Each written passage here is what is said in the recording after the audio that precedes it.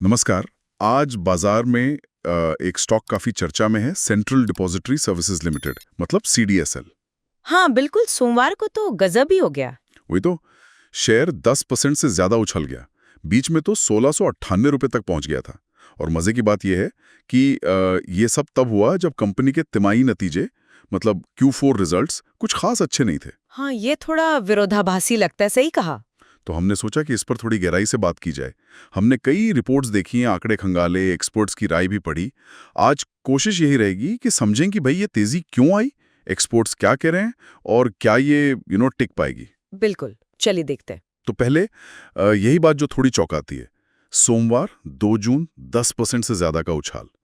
Trading volume भी normal से करीब 2 से 3.5 गुना ज्यादा था। हाँ, वॉल्यूम बहुत ज्यादा था। और दूसरी तरफ Q4 के नतीजे, नेट प्रॉफिट वो करीब 22% नीचे, रेवेन्यू भी 4 से 7% कम हुआ, ईबिटा मार्जिन तो 61% से गिरकर लगभग 48% पे आ गया।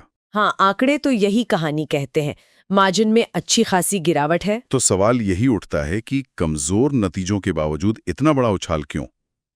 क्या चल रहा है बाजार में? हाँ देखिए, ये वाकई थोड़ा पेचीदा लगता है पहली नजर में, लेकिन बाजार सिर्फ पिछले नतीजों को नहीं देखता।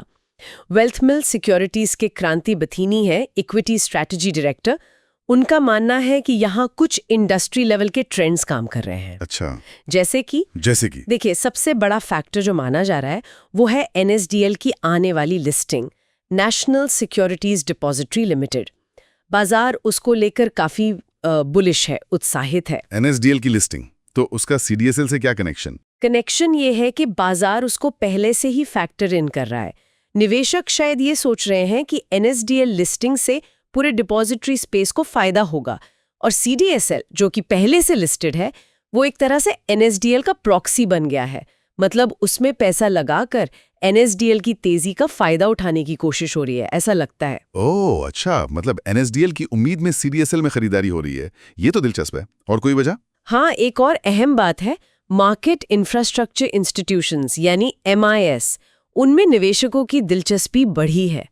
ये वो कंपनियां हैं जो बाजार चलाने का जरूरी ढांचा देती हैं, डिपॉजिटरी, एक्सचेंज, रजिस्ट्रार वगैरह। हाँ, MIS। तो सीडीएसएल इसी कैटेगरी में आता है। और आप देखें तो सिर्फ सीडीएसएल ही नहीं, केफिनटेक, कैम्स, बीएसई, MCX, इन सब कैपिटल मार्केट से जुड़े स्टॉक्स में हाल में अच्छी तेजी रही है। तो ये एक तरह का सेक्टर वाइड रुझान भी लग रहा है। समझ गया। तो ये 2 बड़े कारण लग रहे हैं, एनएसडीएल की उम्मीद और एमएमआईज में बढ़ता इंटरेस्ट।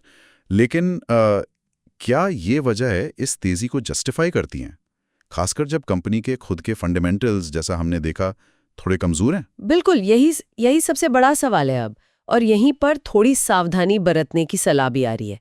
क्रांति बथीनी ने खुद ये चेतावनी दी है कि स्टॉक का जो वैल्यूएशन है वो इस समय थोड़ा स्ट्रेच्ड लग रहा है, महंगा लग रहा है। स्ट्रेच्ड, महंगा। हाँ, उनका सुझाव है कि जिस तरह की रैली हुई है उसे देखते हुए शायद शॉर्ट टर्म या मीडियम टर्म में थोड़ा मुनाफा निकाल लेना, प्रॉफिट बुकिंग करना कोई गलत बात नहीं होगी। अच्छा, तो एक्सपर्ट्स वैल्यूएशन को लेकर थोड़े चिंतित हैं। हाँ, और ये सिर्फ एक एक्सपर्ट की राय नहीं है।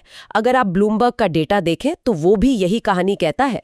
10 एनालिस्ट्स में से सिर्फ 3 खरीदने की सलाह दे रहे हैं। सिर्फ 3? 146 रुपए, ये तो मौजूदा भाव से काफी नीचे है, करीब 26% कम। बिल्कुल, तो एनालिस्ट्स की तरफ से तो बहुत उत्साह नहीं दिख रहा है मौजूदा लेवल पर। हाँ, ये बात जरूर है कि कुछ टेक्निकल चार्ट्स जैसे ट्रेडिंग व्यू पर वो अभी भी मजबूत खरीद का सिग्नल दे रहे हैं।